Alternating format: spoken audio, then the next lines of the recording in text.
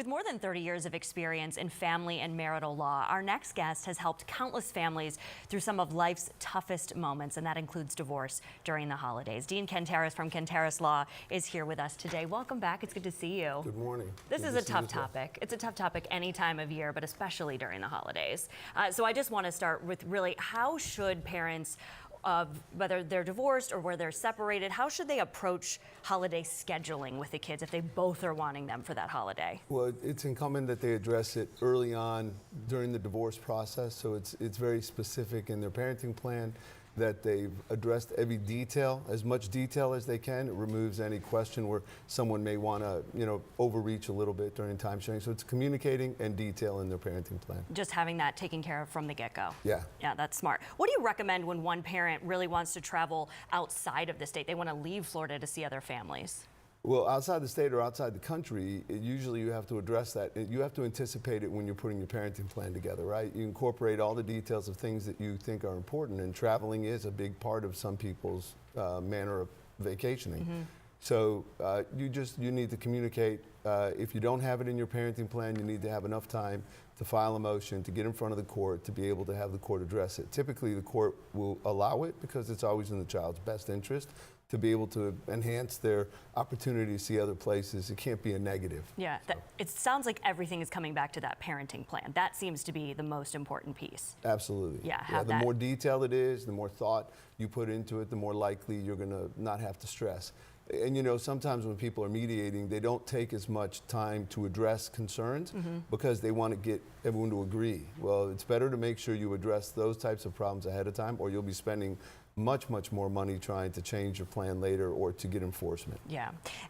Gift giving, does this kind of fall into the parenting plan, and how do you avoid this competition between the parents and really just end up making the kids feeling uncomfortable? Well, that's unfortunate because it's not part of the parenting plan, and because you can't really tell someone like a budget for gift giving. That's true. And it's one parent's opportunity to show up the other parent. So invariably they'll do it. Many times if they communicate at a high level, they'll avoid it. They'll give a budget to each other for presents, and they'll stick with it. But a lot of times it's an opportunity for one parent to tweak the other in a way that's just, unfortunate. Yeah. Sometimes it is difficult with parents. The kids might not want to go to the other parent's home. How do you handle that situation? Well, I tell my clients, you make the child go. Many times the child's with the one parent and doesn't want to disappoint them and say, I want to go, or I'm going to go. They feel like they need to support this parent, say, I'd rather stay here and not go, when really they just want to spend time with their family. It's unfortunate that they're not together. So they need to assert themselves and tell the parents have to tell the child, you got to go. They can't empower the child. They need to, Okay.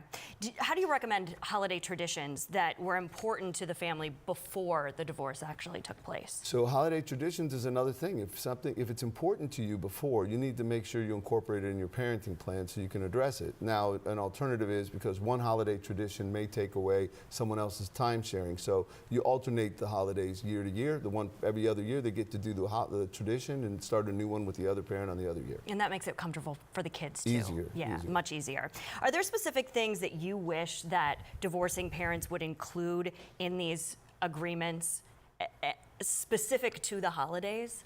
Well, see, there is a holiday section, but there's not enough put into it, right? Okay. So you check off the box who gets the holiday or how you're going to do it. Are you splitting the actual day? Are you alternating the day every year?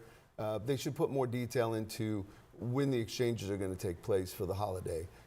What's the impact on the child? How can you lessen the impact? It's just anticipating problems and putting as much detail in that parenting plan to avoid the high conflict issues that come up during the holidays. Yeah. People might have questions about this moving forward. We're coming up on the holidays right now, and maybe they don't have that parenting plan, but it's something they want to do or something they're considering into the next year. What advice do you have for them when they are going to a family law attorney or when they're thinking about divorce and thinking about these parenting plans? Well, first, as early as you can get to a board-certified marital and family attorney so they have time to file a motion and schedule it before the holiday. But it would be a board-certified marital and family law attorney, and for instance, our office has myself and Stephanie Cabell. Wonderful. Well, thank you so much for being here. Tough topic, but obviously one that a lot of people are dealing with. It is. It is a tough topic. Dean, thank you. Thank you. To learn more and to make an appointment, just head to KantarasLaw.com.